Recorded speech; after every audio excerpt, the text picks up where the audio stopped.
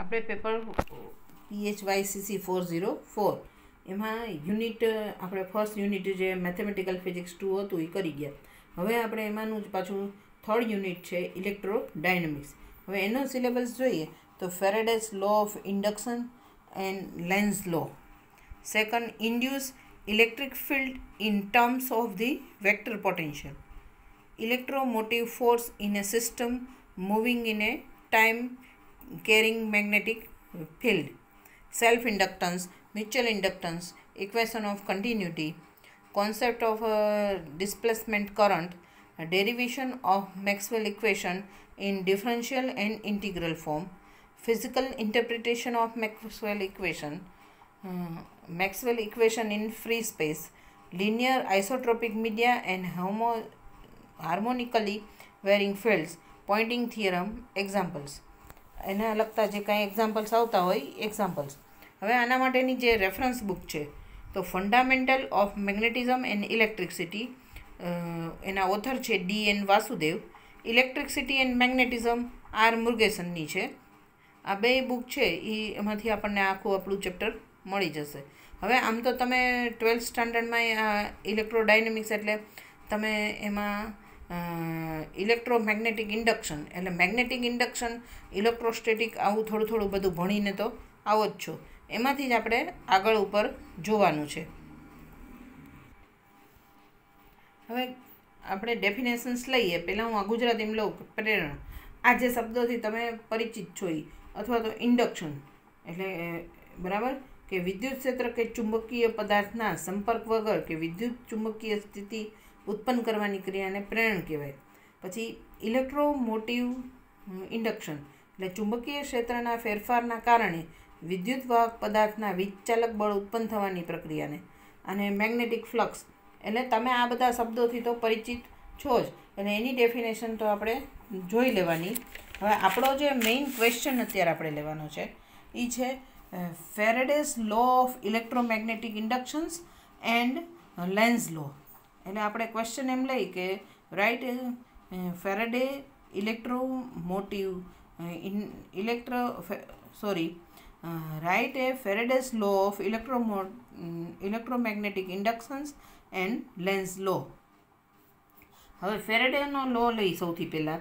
હવે હું તમને સમજાવવા માટે એમ લઈ કે કોઈ એક બંધ પરિપથમાં ઉદ્ભવતું પ્રેરિત EMF મીન્સ ઇલેક્ટ્રોમોટિવ ફોર્સ, તેની સાથે સંકળાયેલા ચુંબકીય ફ્લક્સના સમય દરના સમપ્રમાણમાં હોય છે. જો એટલે whenever the magnetic flux linked with a closed circuit, કોઈ એક ક્લોઝ સર્કિટ આપેલી હોય તો close circuit changes and induced EMF is set up in the circuit whose magnitude and its instant is directly proportional to the rate of change of magnetic flux linked with the circuit. That means જો આપણે એમ કહી કે if phi is a magnetic flux linked with the circuit and at instant t epsilon is induced EMF. હવે આપણે ગુજરાતીમાં કહીએ કે T સમયે કોઈ બંધ પરિપથ સાથે, જો ટી સમયે કોઈ બંધ પરિપથ સાથે સંકળાયેલ ફ્લક્સ ફાઈ, તો એના દ્વારા ઉદ્ભવતું EMF એટલે એપ્સાઇલોન. તો એને epsilon is proportional two d∅dt. એટલે આપણે એમ લખી ના શકીએ કે એપ્સાઇલોન ઇક્વલ ટુ -d∅dt. આ જે છે ફોર્મ્યુલા, આને ફેરેડેસ લો કહેવાય.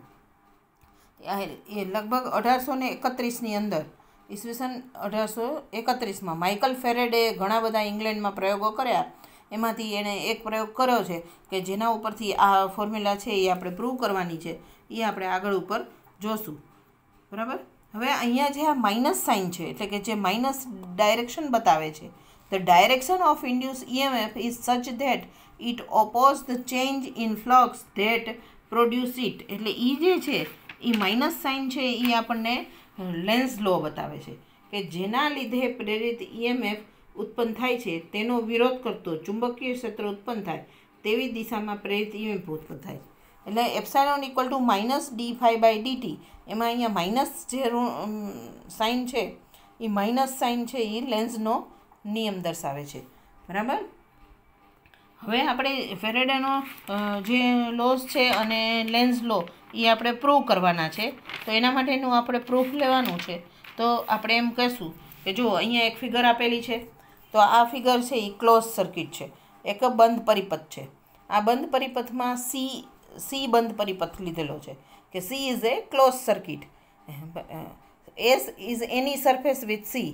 એસ છે જો આ એસ એ કોઈ એક આની સરફેસ આપેલી છે, બરાબર. B is the magnetic flux density. B is the magnetic flux density એટલે આપણે એમ કહીએ કે ચુંબકીય ફ્લક્સ છે એને આ ડીએસ હોય એ એનું સૂક્ષ્મ ક્ષેત્રફળ દર્શાવતું હોય. જો એસ એની સપાટી હોય તો ડીએસ છે એનું સૂક્ષ્મ ક્ષેત્રફળ એટલે ક્રોસ સેક્શન એરિયા, બરાબર. હવે એના ઉપરથી એમ કહીએ કે magnetic flux through a small area DS is B into DS. એટલે જુઓ અહીંયા આપણે લીધેલું છે કે phi equal to B into DS. આ ફર્સ્ટ ઇક્વેશન કે સૂક્ષ્મ ક્ષેત્રફળ ડીએસમાંથી પસાર થતું ચુંબકીય ફ્લક્સ બી ડીએસ હોય તો એટલે પરિપથ સાથે સંકળાયેલ કુલ ચુંબકીય ફ્લક્સ થશે phi equal to B DS. હવે જેમ જેમ ચુંબકીય ફ્લક્સમાં ફેરફાર થતો થાય તેમ પરિપથની આજુબાજુ પ્રેરિત વિદ્યુત ક્ષેત્ર ઉત્પન્ન થશે અને આ વિદ્યુત ક્ષેત્રનું સંપૂર્ણ પરિપથને અનુલક્ષીને રેખીય સંકલન લેતા ઉત્પન્ન થતું વિચચાલક બળ પ્રાપ્ત થાય. એટલે ઈ ઇક્વલ ટુ થઈ જશે integration of close path L E DL. એટલે આને શું કહેવાય? The line integral of the electric field around the circuit. એટલે આ જે સર્કિટ, આ જે ક્લોઝ સર્કિટ છે એની આજુબાજુ જે ઇલેક્ટ્રિક ફિલ્ડ પ્રોડ્યુસ થાય, આ ઇલેક્ટ્રિક ફિલ્ડ પ્રોડ્યુસ થશે એ લાઇન ઇન્ટિગ્રલમાં જોવા મળશે. તો એના માટે આપણે એનું E equal to epsilon equal to integration of close path E DL. આ સેકન્ડ ઇક્વેશન. હવે આપણે ફેરેડે લો ઉપરથી શું કહી શકીએ? ફેરેડેના લો ઉપરથી E equal to minus d phi by dt. એ according to Faraday's law E equal minus d phi by dt. હવે ઇક્વેશન 1 અને ઇક્વેશન 3માં ઇક્વેશન 1ની વેલ્યુ ઇક્વેશન 3માં લેતા તો epsilon E equal to minus D by dt integration of B ds. Equation number 4 થશે. This is the integral form of the Faraday's law. એટલે આપણને integral form of the Faraday's લો કહે ને તો આ થશે કે epsilon equal to minus D by DT of integration B dot DS. આ integration form of Faraday's law થાય. પછી now equation 2 and 4 both equations are produce EMF.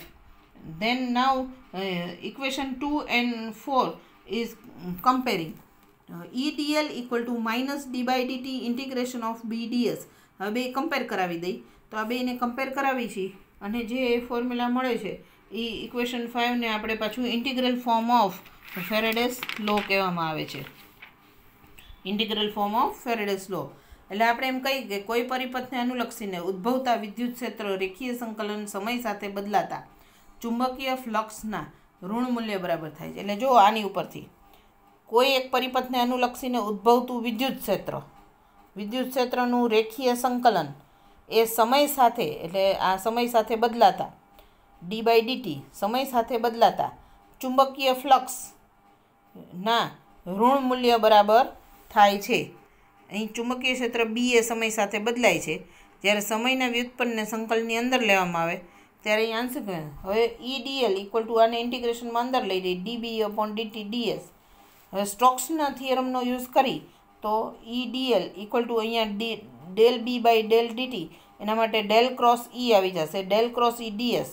એટલે આ ઇક્વેશન છે 7. હવે આપણે આ 6 અને 7 પરથી એમ કહી શકીએ કે del cross E DS equal to minus DB del B upon DT DS. અને ડેલ ક્રોસ ઈ બે બાજુથી હવે ઇન્ટિગ્રેશન કાઢી નાખી તો del cross E equal to minus DB upon DT. આ ઇક્વેશન 8 છે એ ફેરેડેનો વિદ્યુત ચુંબકીય નિયમનું ડિફરન્શિયલ ફોર્મ બતાવે છે, વિકલિત સ્વરૂપ. અને એમાં જે માઇનસ સાઇન છે એ લેન્ઝનો લો બતાવે છે. હવે આપણે આ તમને આવું પણ પ્રૂવ કરવાનું પૂછી શકાય કે del cross E equal to minus D B upon dt। તો આવું આપણે પ્રૂવ કરી શકીએ।